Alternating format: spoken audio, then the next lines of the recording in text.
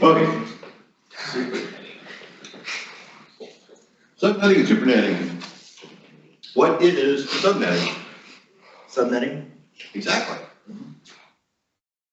Subnetting process of dividing a larger network into smaller, more manageable subnetworks or subnets. So you take a big network and make it smaller. Chunk it up, yeah. Why do we use subnetting? First and foremost, improve network performance. You can reduce network congestion by dividing your network into smaller chunks. Helps reduce collisions and improves efficiency of the data transmission because you don't have as many clients or hosts on the network to need the traffic. It's more localized traffic. Most communication within a subnet is local. Any traffic doesn't need to travel across the entire network. So, say this room is a subnet of the building. Building is a subnet of the campus and so on. Okay? The people that are in other classrooms don't need to see the traffic that's in our classroom because main reason why it wouldn't make any sense to them is this. Also provides enhanced security. Use network segmentation, allows administrators to separate different parts of a network. You can take even as small as a Class C subnet where you've only got 254 hosts and divide it up into even smaller chunks. HR gets their department, finance, production, administration, so on. Improve network control. Administrators can monitor traffic more closely because they don't have as big of a pie to look at one time. Efficient use of IP addresses. Better IP address management. Subnetting allows network administrators to allocate IP addresses more efficiently, avoiding waste. That really depends on how you look at waste. Because if you take, say, a Class C subnet and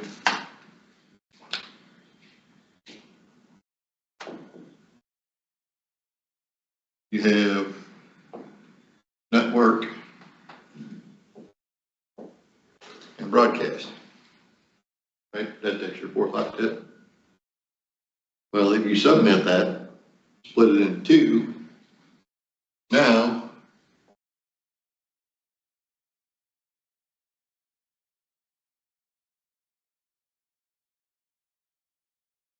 that's network, broadcast, network, broadcast. So that steals 4 of non-available IP addresses for network and broadcast. Okay. The more chunks you break it up into, the more network and broadcast addresses that you have to have in that subnet. Okay, that makes sense? Yeah, kind of. Ish. Yeah. It'll become more clear a little bit later. Neat thing about it though is if you have a small group of devices, you can put them all on their own little subnet. And they kind of live in their own little world. So, say HR has 2 people working in their office. We put HR on their own little subnet. Now you don't have to worry about the rest of the company being able to see what HR does. Everybody freaks out whenever somebody has access to HR that doesn't need it. Facilitates VLSM, variable length subnet masking. Allows for creation of subnets of varying sizes based on the needs of the different departments or network segments. Minimizes wasted IP addresses. So, let's say it depends on how you look at it. If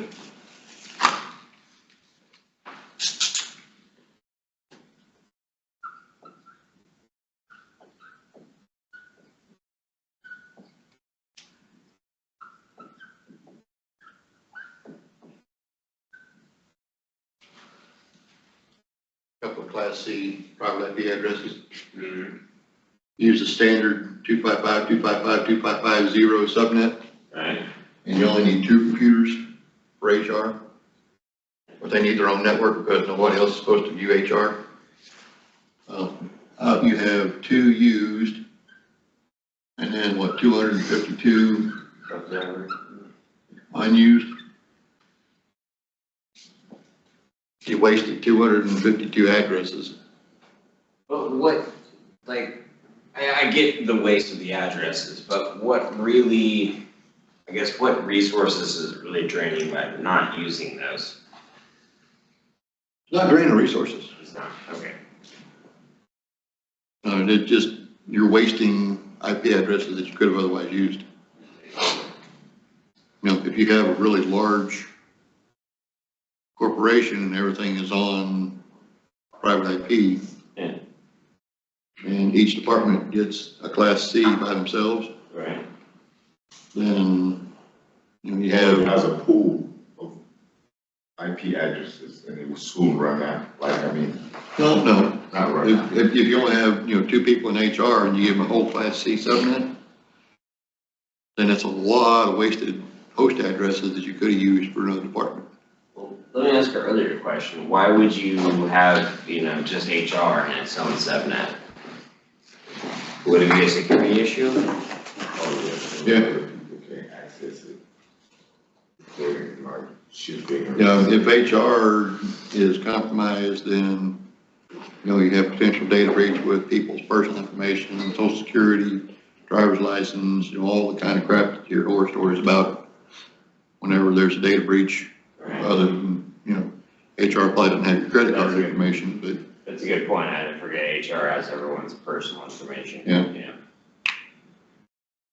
How does that like increase security anyways? Like, because nobody else has access to it except for the HR people. but It like, just makes an extra layer of security that they'd have to get around. yeah, I guess And like it's just layers. one more. Yeah, just another layer of wall. security. Climb over. Got the workers, they don't need to see your business. Yeah. So you create your own subnet and create them their own subnet. That's like, HR has everybody's pay rate information too. Right. If it's a union shop, everybody gets paid the same, so. Yeah. But if it's not a union shop, you know, I might be doing the boss's wife and make an extra 180 grand a year that you don't, and we're doing the same job. Nobody needs that information except for HR, because they're the ones writing the checks. Yeah. I guess I'm I'd just, say HR is the last to let you that information from you and the boss's wife. Yeah. Yeah. Unless the boss's wife is HR.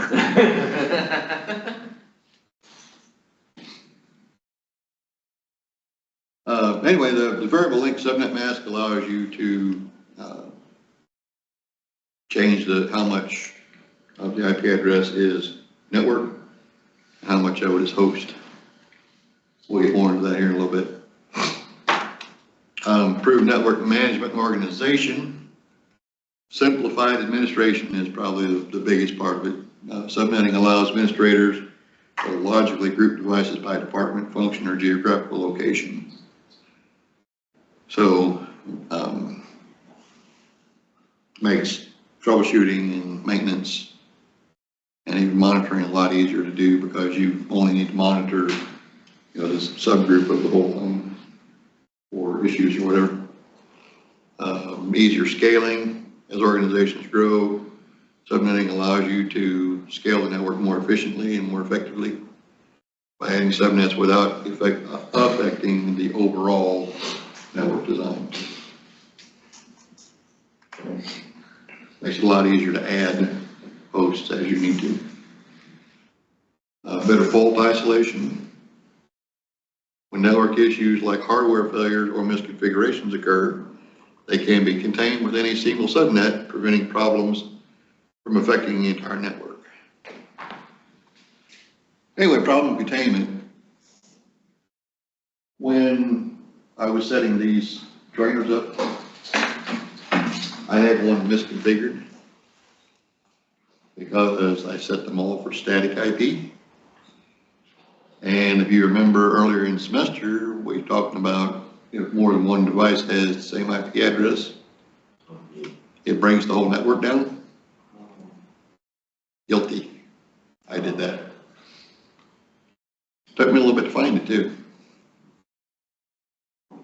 Because they were originally all isolated, so it didn't matter what their IP address was.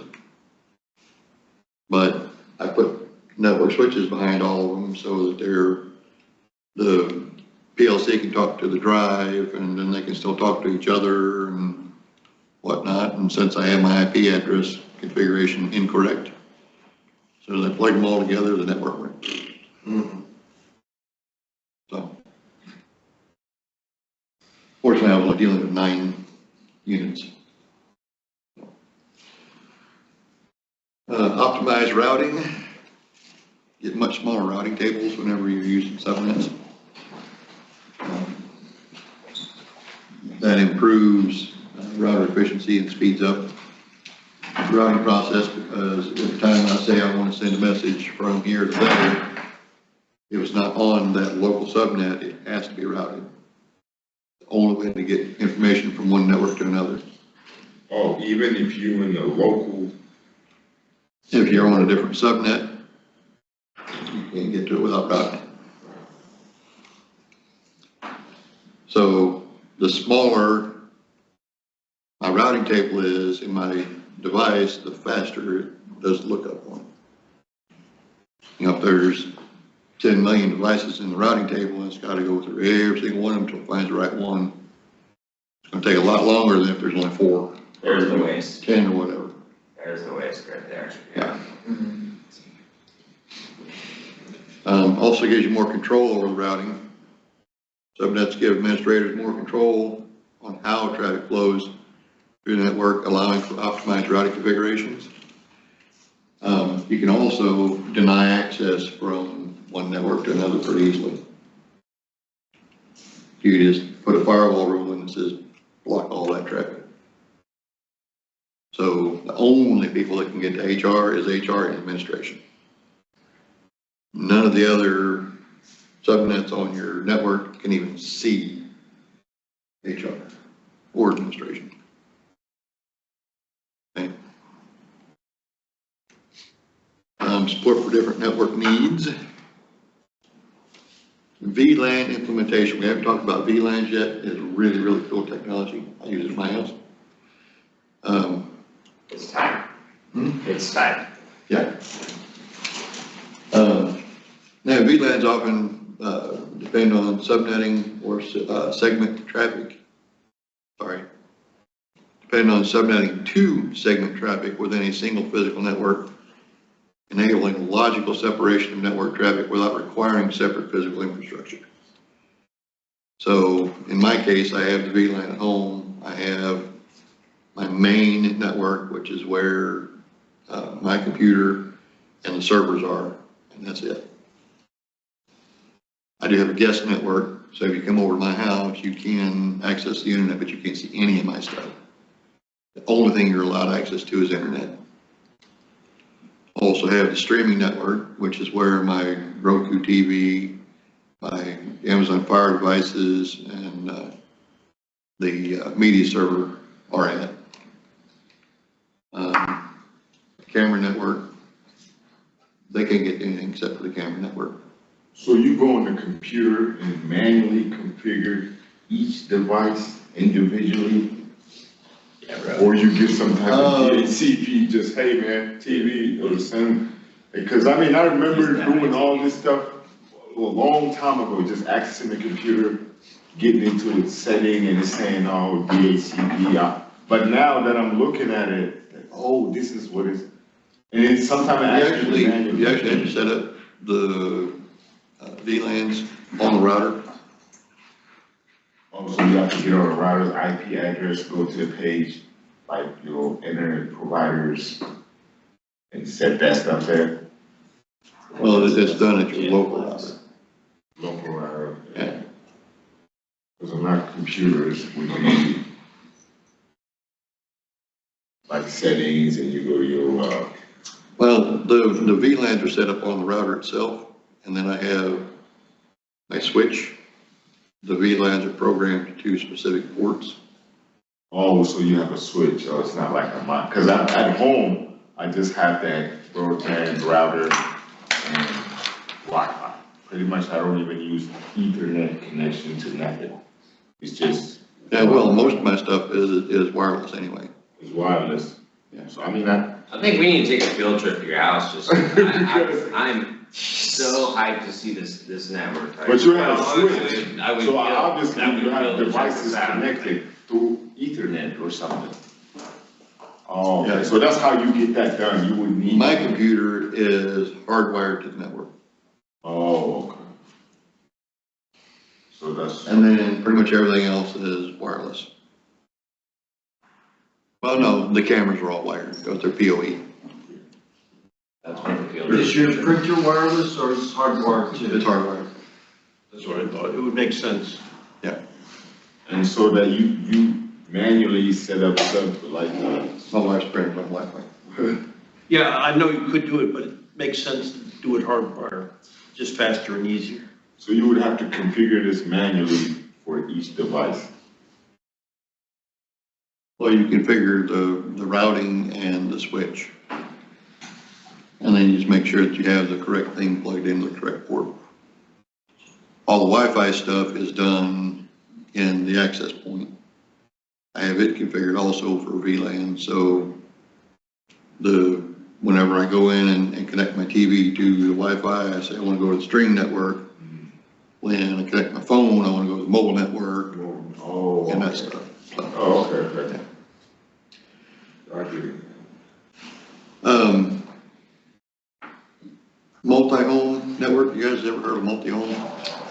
If I could take a guess, it probably is a network across multiple homes. Am I right on this? No, across multiple homes. Not even close. Not even close, alright. With a gun, we have a Pringles can. We given names for things. Multi-home is whenever you have multiple gateways. Oh. Like, I used to use Mediacom, now I use Brightspeed. There was a short time when I had both of them at the same time. So my network was multi-home. Oh. That's what that means. I actually had it set up in a failover, so if the Brightspeed went down, it'd automatically switch over to Mediacom seamlessly. High speed. Good high speed? Oh, yeah, that green guy with the. Yeah, the green I see troll. him everywhere, man, he's talking about random dead spots. Yeah. Who has, no one has random dead spots, man. I'm gonna check this What out. is that? What, he's talking about like we're in the eighties or something. I never watched commercials, so I There is couldn't like tell a you. random dead spot, I'm like, I don't even know what that is. They're trying to convince you that you have a problem that they can solve. Yes. Yeah, Mhm. random dead spots nowhere, yeah, Wi-Fi That's the problem I wish everywhere. they could solve. Compliance with organizational or regulatory requirements. Some industries require specific network segmentation for regulatory compliance. Healthcare organizations handling sensitive data. You definitely want to keep your medical information on a separate network from the public Wi-Fi that you can access whenever you sit in the emergency room waiting for 17 hours to get your broken toe looked at. True that. True that. It also holds true for pharmaceuticals where they make the medications and food industry where they have to monitor temperature, pressure, acidity, conductivity. There's a whole bunch of things that you have to monitor in food preparation to make sure that it is safe for human consumption. So You definitely want to keep that data separate from everything else because there is a whole bunch of it. You figure you're taking a sample of the temperature and the pressure and the acidity and blah, blah, blah, blah, blah, you know, 60 times a second or something, whatever that time frame is. You can really bring a network to its knees if you're forcing that much data across it all the time. You know, the boss wants to be able to stream his favorite golf show, and he's on the same network as production. He's not gonna stream anything. Okay. Oh. It's making more sense, and so sometimes the reason why network is slow, it could be because it's not routing the traffic the right way and subbing. It's almost always network Could configuration. be, okay.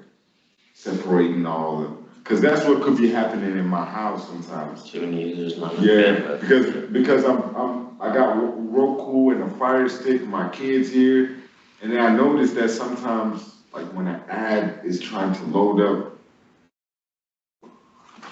like, you know, it'll slow down one TV and it'll load up. And you get buffering and all kinds of crazy things. Yeah, I'll try that subnetting today.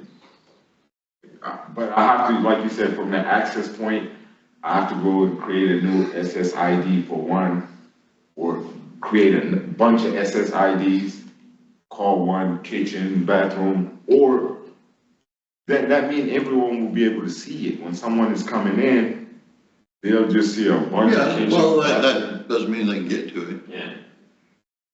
If you ever go to like a, That's what encryption is for. Okay. like a Starbucks or McDonald's, you'll see the Wi-Fi that's there for the guests, and then there's like another Wi-Fi connection that's there for like, their Oh, POS station. no, I actually do be seeing it, because sometimes I say that I see living room TV on the Bluetooth network on the Wi-Fi. Okay, so that's what it means to have done, is segmented the networks. Yeah. Okay, so step-by-step process of subnetting. First thing you need to do is determine the network requirements. Before you begin subnetting, you need to understand the requirements. You know, how many subnets do you need, number of hosts per subnet, and the type of network. Will it be class A, B, or C? Determines the initial size. Okay. Identify the default subnet mask. Each classified IP address has default subnet mask. A is 255.0.0.0, B 255.255.0.0, C 255.255. Well, I fat fingered the keyboard here. That's just 223. Robin, fix that. That will absolutely not work. Yeah, if you punch that into the subnet mask of your network, it won't work at all. Anyway, you default subnet mask determines how many bits are allocated to the network, how many are dedicated to hosts. So if you remember doing here's your IP address, here's your subnet mask, is it class A, class B, class C, public, private, blah, blah, blah, blah. Remember that exercise that we did? Yeah, this is what we were getting prepared to do on that assignment. Need to determine how many bits to borrow. Yeah, you'll see. To create subnets, you need to borrow bits from the host portion to create more subnets. The more bits you borrow, the more subnets you can create, but it also reduces the number of hosts per subnet. So formula for determining subnets is the number of subnets equals 2 to the n, where n is the number of bits borrowed. So I'm going to hurt Max brain here.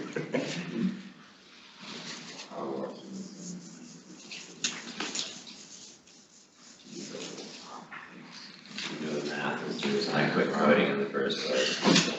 Yeah.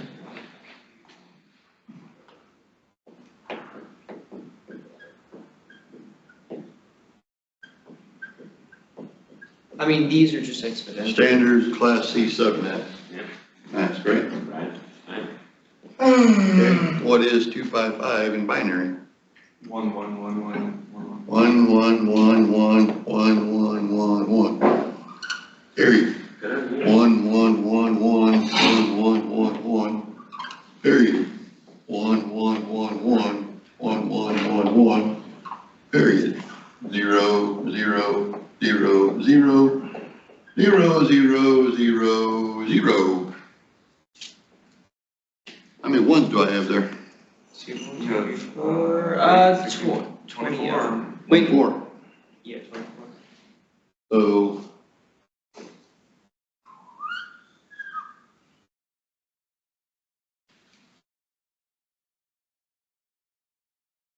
So if I need,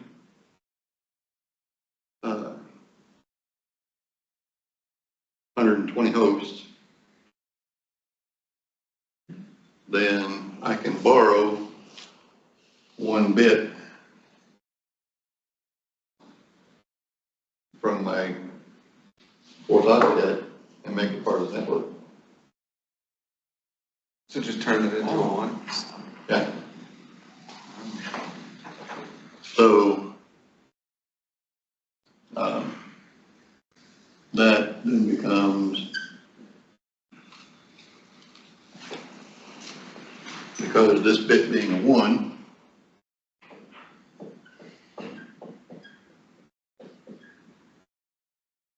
One, 2, 4, 8, 16, 32, 64, 128.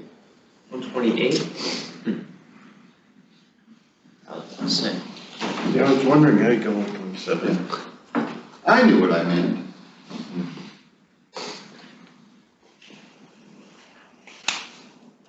Okay. So, number of hosts per subnet is 2 to the H minus 2, because you have broadcast and network. So we need 120, is that what I said? Yeah. Per subnet.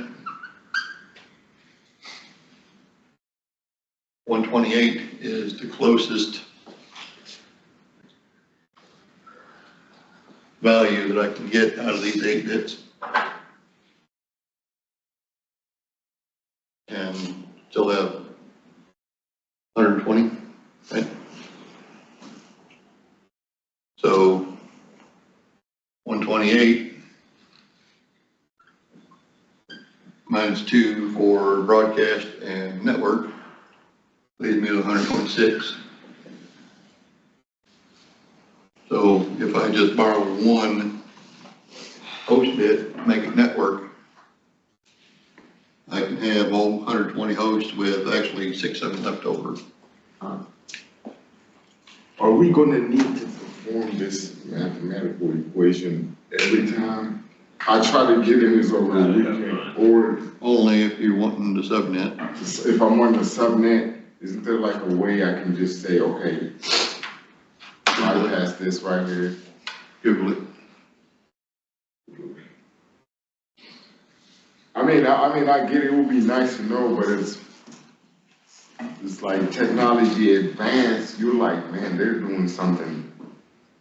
Oh, this is old There's school. gotta be a way to figure this. Very old school. Hosting network an easier way than this, right? There's gotta You can be. use a calculator. To just look at a network and say, oh, that's host, that's network. Well, all you gotta do is just look at your subnet. Huh? All you gotta do is look at your subnet mask. Just look at subnet mask. I mean, like you who know, you don't have to do this calculation, you can just look, you have an alternative. Well, there are tables that you can look up on Google too. If your subnet mask is /24, you get 256. If it's /25, you get 128. If it's Oh, okay. /26, you get 64. 27 is 32, and Okay, so there's a table you can reference to. yeah, That's what happened. all you're doing is when you're borrowing bits from here, you know, this is 128, that's 64, 32, 16, 8, 4, 2, and 1, is that right? Yep. Yeah. Okay, so if I borrow 1, I get 128 per subnet. Okay, that's what I did earlier. You have the 0 through 127 and then 128 through 255. That's if I borrow 1 bit. If I borrow 2 bits, And you have to add the. then I can have 64 per subnet, but I can have 4 subnets. 64 goes into 256 4 times.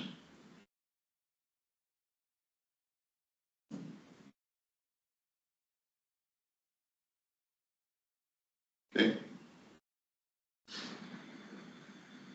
And if I borrow 3, I can have 32 of them per subnet. I think it's 8 subnets because 32 goes into 256 8 times. Oh, it goes from left to right, is it? Yeah. Yeah, you borrow. You always have to borrow the next Okay. bit. So you can see the more bits that I borrow, The larger. then the fewer hosts that I have, but the more subnets I get out of it. Okay. Because you go, as you go to the right, you're losing the host. Exactly. It's the host would be this portion of that.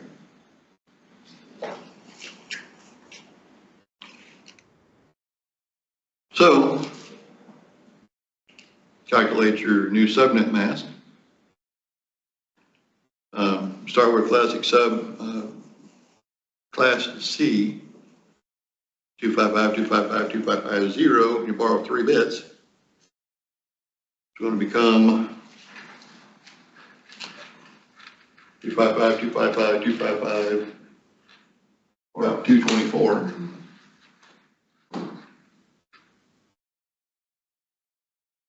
And we can prove that here.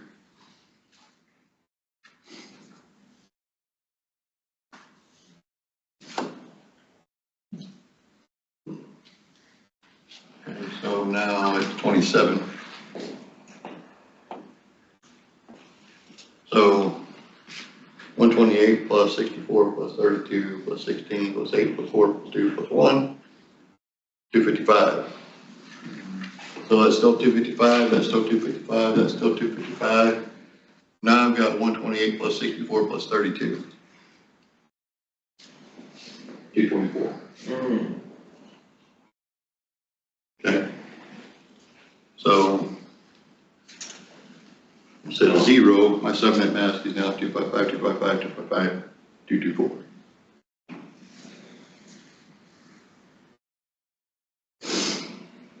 Okay. I'll have to look over this stuff again tonight, man.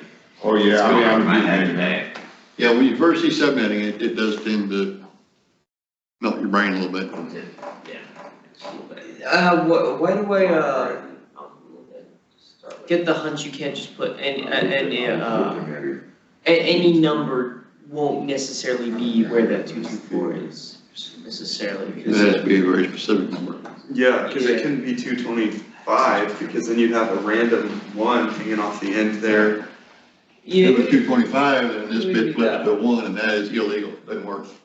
Yeah, that'll get you straight. That'll be all hosts know Yeah, in order for you to do that, these also have to be ones. ones that, No, and then that's all I don't hosts. think that'll work either. Maybe all network. No, it's all network, no host. Oh, Oh, what?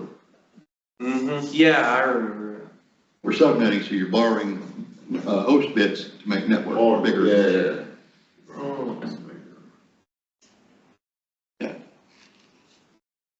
So you're borrowing host bits to make that much smaller, what we're doing. Oh, cause we're chopping it up. Yeah, we're subnetting, we're making it smaller. Okay. No, this is sorry. Sorry. Now, this, you guys notice this /24/27/27, all that? That's what is known as CIDR, or classless inter-domain routing. Nobody says 255.255.255.0 anymore, they say /24. And You walk up to any guy, anybody that knows anything about networking, you say, hey, I got a /24 network, they immediately know class C. There's /16, that's a class B. /8, class A.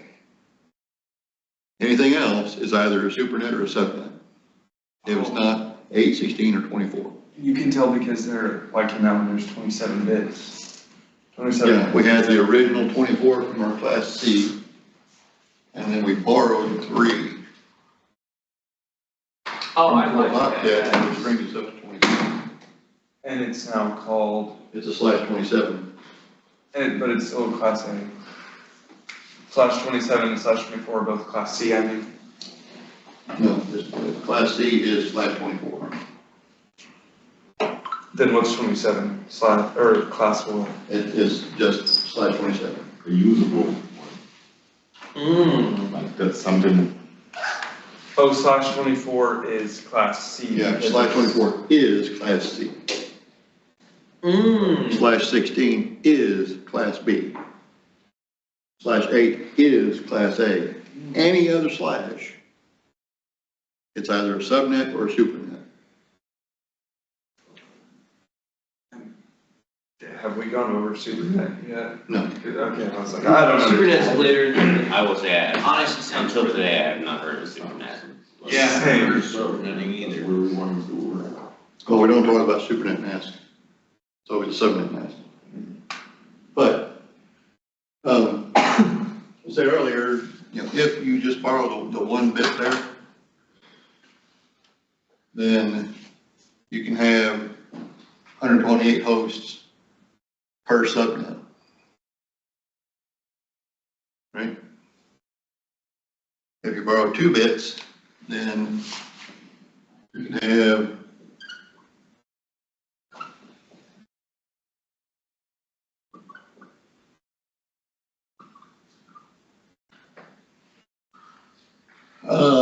what's 128 and 63? 63. 128 plus 63. Oh.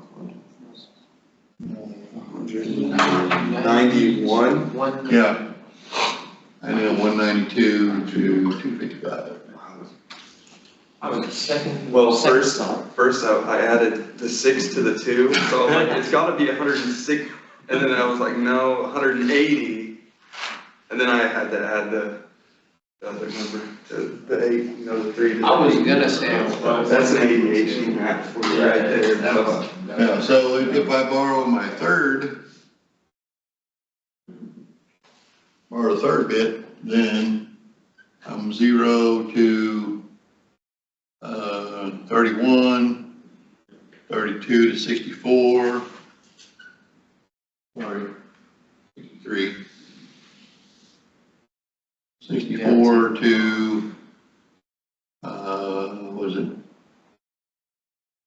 I'm not seeing the divisions here. That's 90.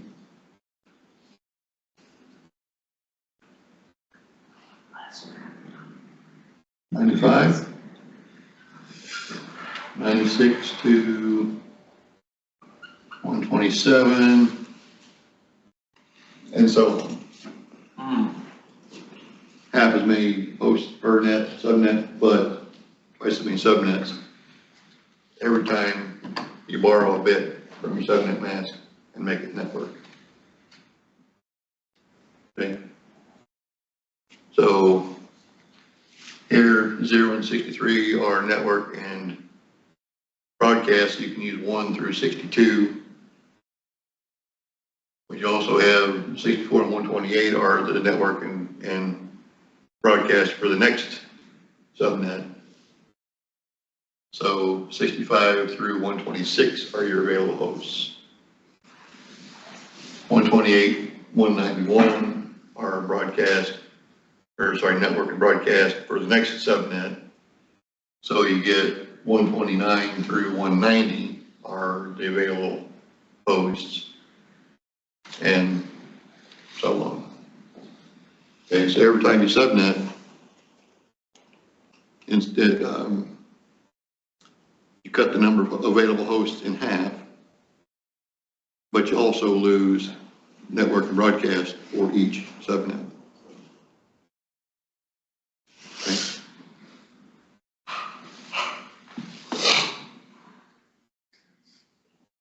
So that's how you calculate The next one is right. the range. You just take, That's pretty. okay. And then last but not least, you have to assign the address to your hosts. Make sure you test and verify once you get done.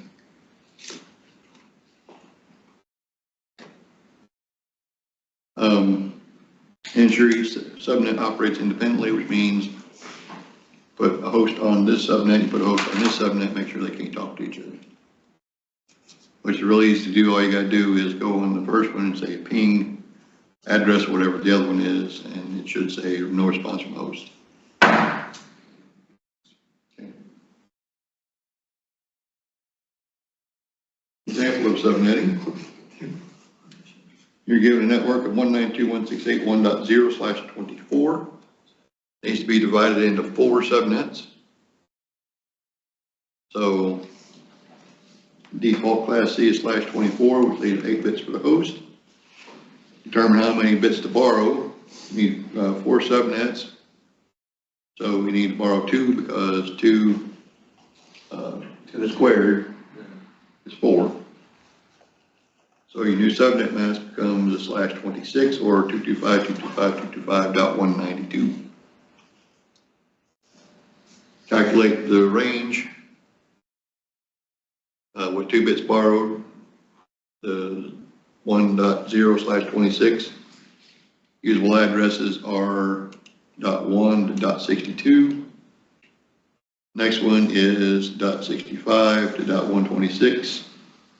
Next one is .129 to 190. And the last one is 193 to 254. Okay. So .0 and .63 are network and broadcast. 64 and 127 is network and broadcast. 128 and 191 are network and broadcast, and so on. Okay. So summarize, determine the network requirements, number subnets and hosts, identify the default subnet mask for the network, borrow bits from the host portion, calculate the new subnet mask, determine the ranges, assign IP addresses, test and verify. Okay. So subnetting is a powerful tool for enhancing performance, security, and manageability in a computer network. Helps improve efficiency by reducing network traffic congestion, allows better control over routing and IP address allocation, and enhances the ability to scale and manage the network as it grows. So what is SuperNetting? Also known as route aggregation, used to combine multiple smaller networks or subnets into a single larger network. So you're taking multiple class C's and grouping them together, multiple class B's and grouping them together, and so on. Okay, so why do we use SuperNetting? Reduction of the routing table size. Route summarization. SuperNetting allows multiple smaller networks to be represented by a single larger routing entry. This reduces the number of entries in routing tables, making routing more efficient and improving network performance. Scalability of the internet As the internet has grown, routers have had to handle increasingly larger routing tables. Supernetting helps keep the tables manageable, allowing routers to process and forward packets more quickly. Efficient use of address space. Optimize address allocation. Supernetting helps prevent the waste of IP addresses by allowing ISPs or organizations to allocate a contiguous block of addresses. That contiguous there is the key word. Okay. Rather than multiple smaller blocks. Reduces fragmentation of the address space and allows for more efficient usage. Delays the IPv4 exhaustion by optimizing how addresses are assigned, reducing the need for multiple smaller networks. Supernetting has played a role in delaying exhaustion of IPv4 address space.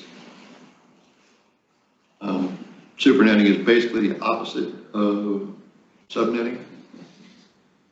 So if you take multiple Class C networks, you group them together by supernetting,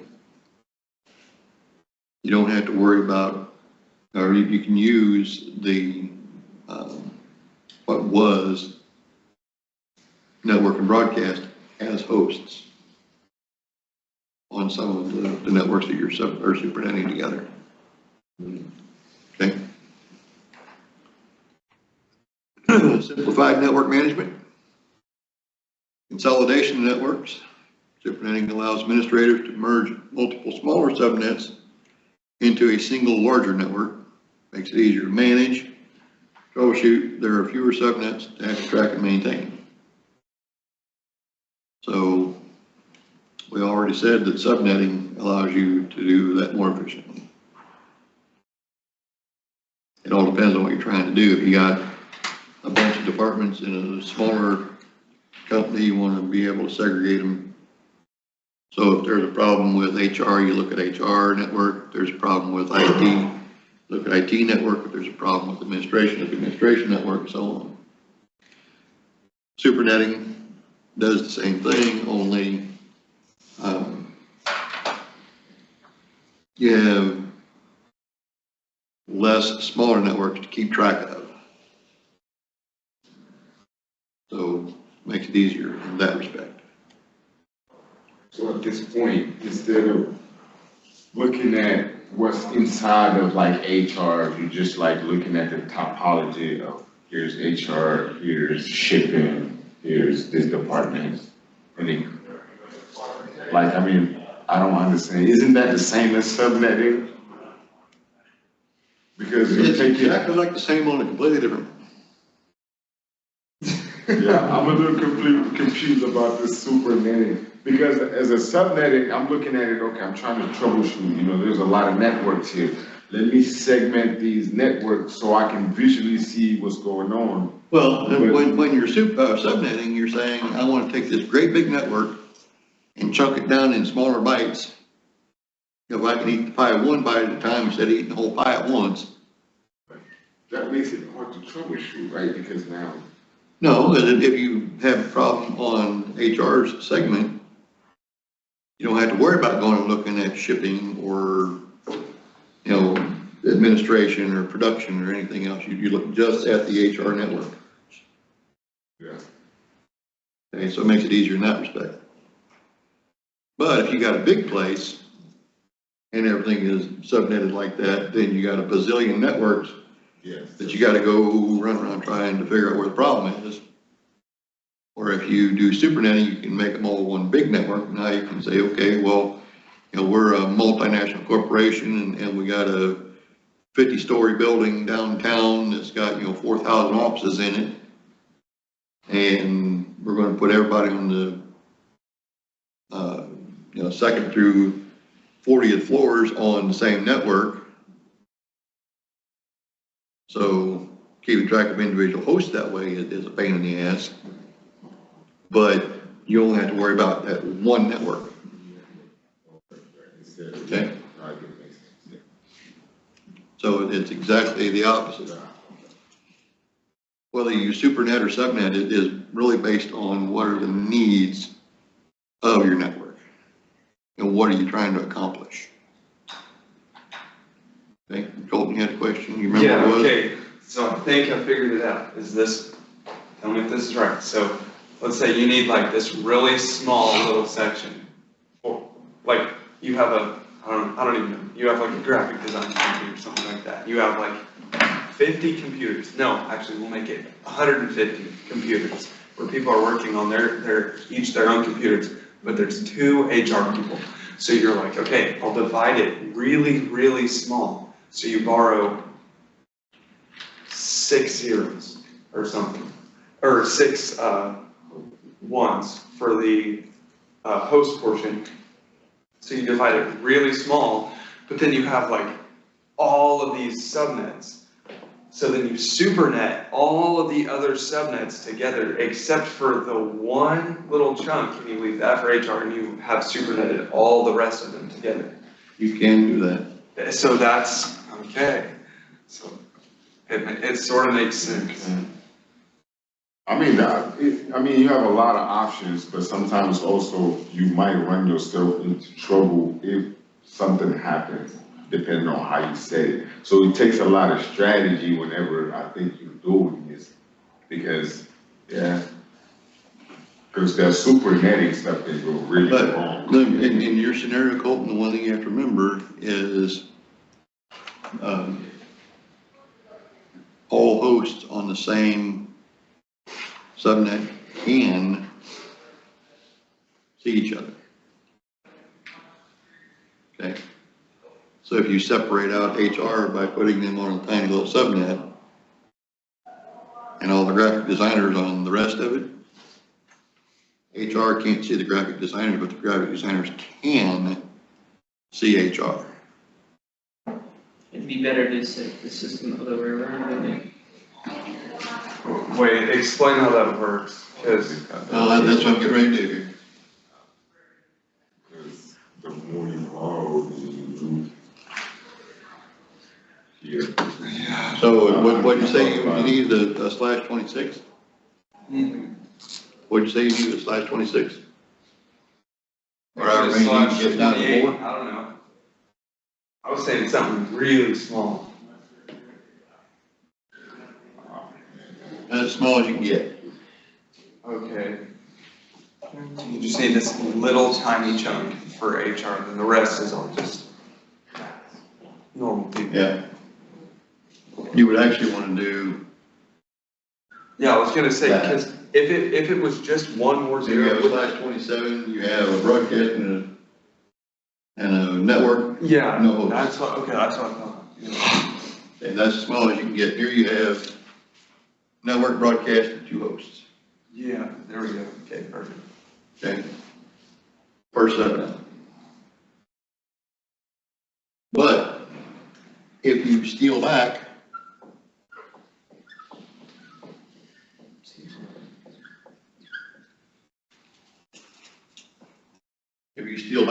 the rest of your other 6 bits to supernet all the computers together for graphic design,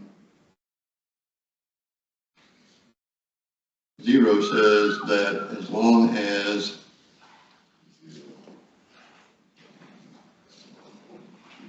if your subnet mask contains zeros, it doesn't matter what the host Yeah. is, they can still talk to each other. Yeah, that one is on the. So if this is your HR, then you're saying that this bit, this bit, this bit, this bit, this bit, and this bit all have to be the same for you to talk to each other. And then these 2 can be anything, right? If you supernet from there, you're saying that any of these bits can be anything and we can still talk to each other. Okay. Oh, no, that one is on the internet. I've seen this, to where he did it that way. He's canceling out the ones wherever he see it, or one at It's like, well, okay. It can't, it was some, y'all gonna have to look this up on the internet, cause it's not gonna be easy to explain. I've looked at it over the weekend and I'm still having trouble. I mean, I need to get this stuff, it needs to register, like Yeah, it takes a little bit to get your mind wrapped around it. I was doing it over the weekend. There's a guy on there called, I think, Power Cert. He's on YouTube. And he teaches this stuff like in an animated. Network Chuck is another good resource. Oh, I love Yeah, Network that guy. Chuck, dude, he's so cool. He once made a little cluster computer at a bunch of Raspberry Pis one time, so I remember him. I don't know, he's the coffee guy. Yeah, the coffee guy. He's like, Network Chuck, not coffee. Oh, they got the beard? Yeah. The beard? Yeah, yeah, epic beard. Oh, yeah. yeah, Network Chuck. He's fast, man. I cannot keep up with that guy. He's like, Yeah, fortunately, you can rewind, pause. yeah, Yeah. he's fast. Only. Okay. So, SuperNetting also gives you improved network performance, reduces the latency in routing decisions. SuperNetting reduces the complexity of routing decisions by minimizing the number of entries that the router needs to evaluate. Less bandwidth consumption for routing updates. Dynamic routing protocols, which we have not talked about yet. OSPF is open shortest path first. BGP is, I don't remember. And EIGRP, I also don't remember. Need to share the routing table updates across the network. SuperNetting reduces the size of these updates, consuming less bandwidth and speeding up the convergence time after a network changes. Flexibility in network design allows you to use classless addressing. SuperNetting breaks the rigid boundaries of traditional class A, B, and C network addressing. With SuperNetting, organizations can be assigned contiguous blocks of IP addresses that don't adhere to the strict class-based rules, allowing for more flexibility and efficient use of address space.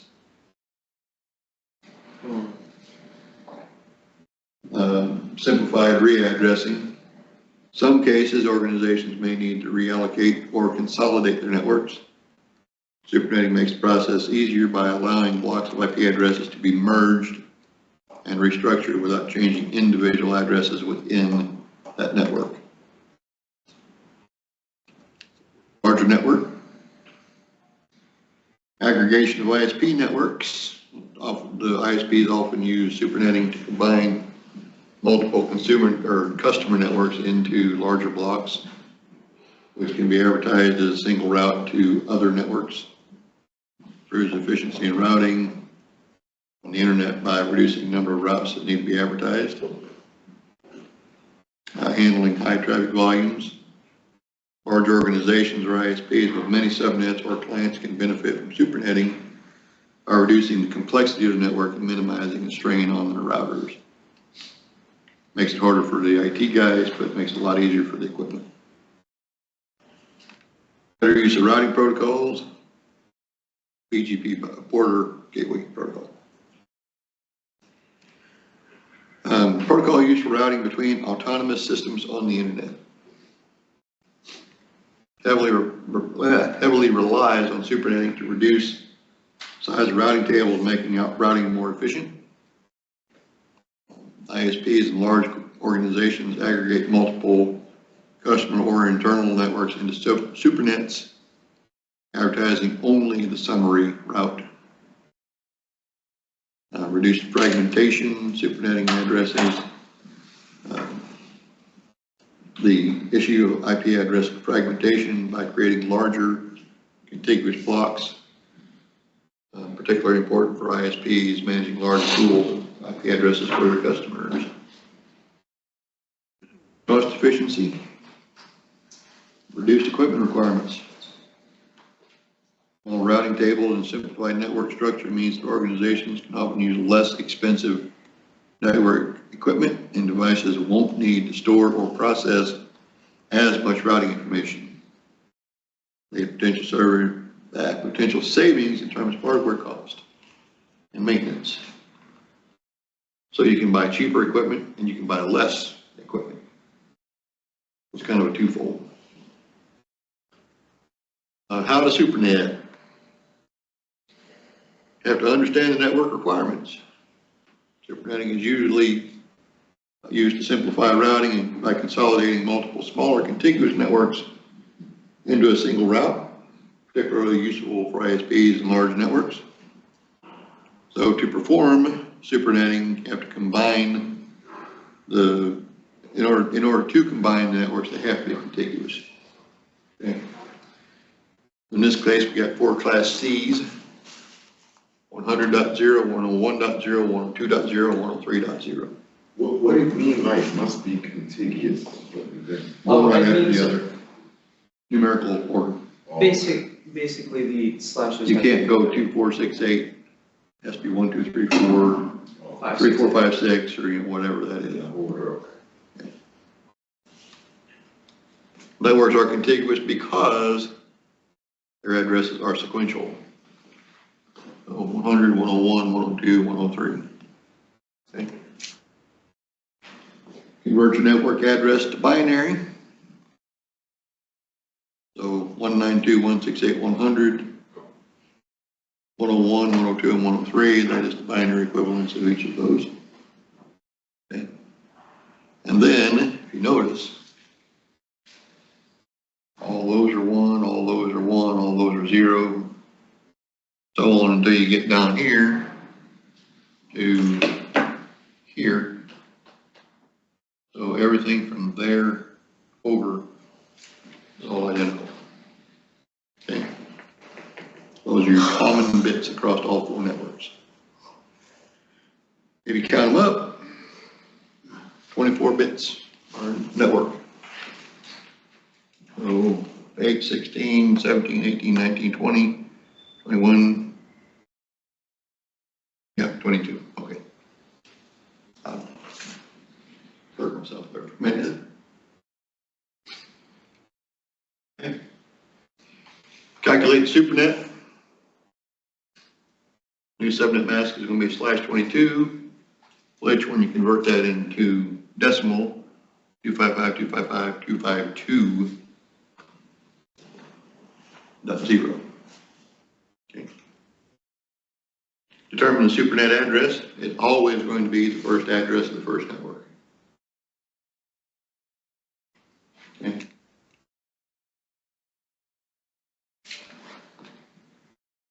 That address right there is the network address of your SuperNet. First address of the first network. Then the broadcast is the last IP address of the last network. So 192.168.103.255. Okay. So your available hosts then become 192.168.100.1 all the way through 192.168.103.254. Okay, so 100.255, 101.0, and those are now available to be used for hosts. So in that particular case, 0 and 255 are no longer network and broadcast. Okay, since you're aggregating them together, one network and one broadcast. Network is the beginning, broadcast is all the way to the end of the last one. Okay, does that make sense? Yeah. So, to summarize, again, you have to know your requirements, identify that the networks are in fact contiguous and can be aggregated, convert the addresses to binary, compare the bits, identify the common bits between all of them, calculate the new subnet mask based on the the common bits. Determine a supernet address by applying the common bits to the lowest network address in the range covered by the new supernet. So benefits, reduces routing table size, more efficient use of IP addresses, and simplifies network management. Also makes it easier on your routers because they don't have to do as much work. Supernetting primarily used for optimizing routing efficiency and IP address management. Reduces the size of the routing table. Allows for efficient allocation, address space, simplifies network management, and so on.